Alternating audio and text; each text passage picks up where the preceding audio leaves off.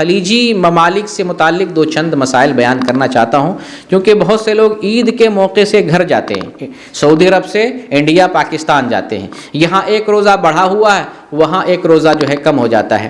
تو یہاں سے جو لوگ سفر کر کے انڈیا پاکستان جاتے ہیں، جیسے کہ 2-3 دن پہلے ایک بھائی نے سوال کیا کہ سعودی عرب سے ایک آدمی انڈیا آیا ہے میرا دوست، اس کا ایک روزہ آگے چل رہا ہے، وہ اعتکاف کس حساب سے کرے گا؟ پھر اس کا 31واں روزہ ہو جائے گا تو کیا وہ 31واں روزہ رکھے گا، جبکہ مہینہ تو 31 کا ہوتا نہیں ہے؟ ان سارے مسئلوں کا جواب یہ ہے کہ اگر کوئی شخص رمضان کے مہینے میں، رمضان کے دنوں میں کوئی کہیں بھی سفر کرتا ہے، سفر کر کے جہاں جا رہا ہے اس کے حساب سے اب وہ افطار کرے گا، سحور کرے گا، روزہ رکھے گا، اور جو ہے شب قدر منائے گا، عید منائے گا، اعتکاف کرے گا۔ یعنی جہاں پر جا رہا ہے سفر کر کے، رمضان کا مہینہ اگر ہے تو اب جہاں پر ہے اس حساب سے وہ عمل کرے گا، لہٰذا اعتکاف بھی اسی حساب سے کرے گا۔ 31واں روزہ ہو جائے تو 31واں روزہ رکھے گا، کیونکہ وہ رمضان کا مہینہ پا رہا ہے، رمضان کے مہینے میں، رمضان کے دنوں میں، رمضان کے دنوں کا اعتبار کر کے وہ 31واں روزہ رکھے گا۔ اگر اس نے سفر میں روزہ توڑ دیا تھا تو روزہ توڑنے کی وجہ سے اسے روزہ کی قضا کرنی پڑے گی، چاہے وہ روزہ 31واں ہی کیوں نہ ہو، اسے روزہ قضا کرنا پڑے گا۔ تو ٹھیک ہے، جہاں پہ سفر کر کے جا رہا ہے اس کا اعتبار کر کے وہ روزہ رکھے گا، اسی کا اعتبار کر کے سحری بھی کھائے گا، اسی کا اعتبار کر کے جو ہے سارے کچھ جو ہے اعمال انجام دے گا۔ ایک مسئلہ یہ تھا۔ دوسرا مسئلہ اس میں ایک یہ ہے کہ بعض لوگ ایک شہر میں سحری کھائے اور دوسرے شہر میں جاتے ہیں، وہاں کا وقت ڈیفرنس ہوتا ہے، پھر وہ پوچھتے ہیں کہ ہم نے سحری تو اپنے شہر کے حساب سے کھائی ہے، اور پھر ہم جو افطار کس حساب سے کھائیں گے،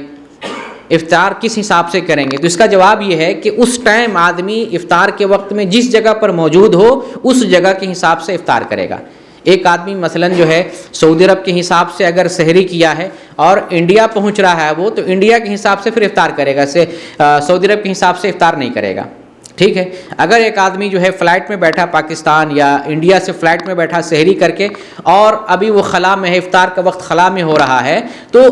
خلا کے حساب سے وہ افطار کرے گا، انڈیا پاکستان کے حساب سے نہیں۔ خلا میں دیکھے گا سورج ڈوب رہا ہے، اور حالانکہ جب فلائٹ میں آدمی بیٹھا رہتا ہے تو بہت لیٹ میں سورج ڈوبتا ہے، ٹھیک ہے، فلائٹ میں ہے، تو اس میں جو ہے اسی کا خلا کا اعتبار کیا جائے گا، جب سورج ڈوب جائے گا تب وہ افطار کرے گا۔ یہ دوسرا مسئلہ۔ تیسرا مسئلہ یہ ہے کہ ایک آدمی سعودی عرب میں عید منایا اور پاکستان 2 گھنٹے میں چلا جاتا ہے، ٹھیک ہے، وہاں پہ عید آ گئی، وہ کیا کرے گا؟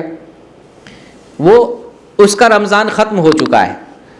اب اگر وہ عید کی نماز نہیں بھی پڑھے گا کوئی مسئلہ نہیں، لیکن اگر مسلمانوں کی عید میں شامل ہو جاتا ہے، ان کی خوشی میں شامل ہو جاتا ہے، کوئی مسئلہ نہیں ہے، لیکن اس کے رمضان کا مسئلہ ختم ہو چکا ہے۔ یہاں عید کر لیا ہے، روزہ رکھ لیا، عید منا لیا، فطرہ دے دیا، اس کے رمضان کا معاملہ ختم ہو چکا ہے۔ لیکن اگر کسی ملک میں جا رہا ابھی وہاں عید کی نماز باقی ہے، اگر وہ پڑھنا چاہے تو کوئی حرج نہیں، پڑھ لے، کوئی حرج کی بات نہیں، ورنہ اس کا معاملہ ختم ہو چکا تھا۔